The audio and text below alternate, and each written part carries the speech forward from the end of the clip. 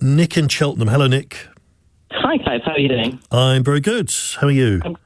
I'm hot. I've got every fan on. I'm glad. Was it 50p or something you said to run a fan? Oh, less than that, actually. Yeah, yes, but it could be 20p. It depends on how big the fan is. Ah, okay. Well, my two dogs would be absolutely, without a reason to live without this fan. It's just keeping them almost animal human. I am getting a few complaints from people living further north than Gloucestershire who are saying, why do you keep... It's not hot. What are you going on about? There's no heat wave.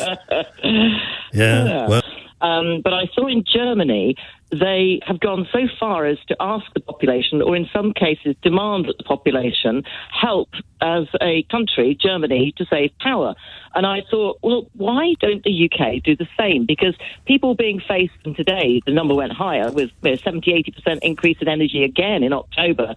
I thought if we were offered a way that we could keep that number down, I'm sure so many people would do it. If it's not going to cost them anything. If we were told dim the street lights or don't go to swimming pools or use less heated water. I mean, all these things, if we were told that we could do them and help negate that huge rise, we would do it.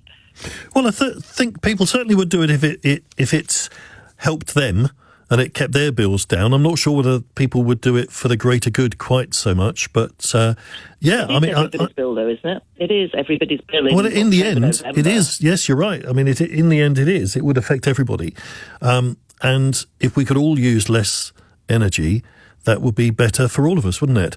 So you're absolutely right there. And I'm surprised, actually. I didn't know about this thing in Germany, but I'm surprised that we haven't got something like that here, where the government is maybe putting out adverts and things saying, definitely. Do you need to do this? Yeah. But what sort of things would that involve then, do you think? Well, for example, heated swimming pools, and also things in education. Some schools have, a lot of heating they use while the school is closed over the summer period. Now, why on earth they need to keep things running in a school that is going to be closed until September? I've no idea. But in Germany, they've specified, that all schools must not use any electricity other than a security, for example, and there should be no hot water in boilers in places that are empty for education over that period. And that just makes sense to me. Why isn't it instructed? And why aren't we told that if, we have our swimming pools less heated, or even if the temperature of the water goes down a few degrees, if it's done en masse across the whole country, and it helps us negate or reduce the amount that all our energy prices are going to go up in October, it sounds a really good idea. Well, yes, I think it does. And I think there should be more information about what you can realistically... there are reports in the Sunday papers this morning that people... this is not electricity, this is about petrol, but people are actively not using their cars. They are deliberately walking or getting the bus or something. Or cycling. Loads of people cycling around Gloucestershire at the moment, or even they're using chip fat and getting their cars converted, which we heard a few years back when petrol prices were high then. Yeah. And I think, I guess when it comes down to the money, is there anything you're doing? Do you switch all your lights off now? I'm selling property. I'm selling my buy-to-lets because I can't afford to keep them going. What? And in my own house, I've got heated blankets that I used over the last winter, so I didn't have to turn my boiler on. Really? Yeah. But with the buy-to-lets, is that because, all bills are included, so you have to pay all the energy bills? Standard professional young person let is done on an all-inclusive basis. Right. So when the sudden surge goes up, if you've got somebody on a fixed 6 months or 12 months tenancy with all bills included, you are hit. You are the loser.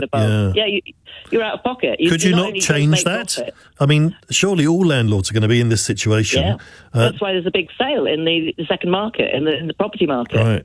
But couldn't you just say, well, I'm going to put the bills up?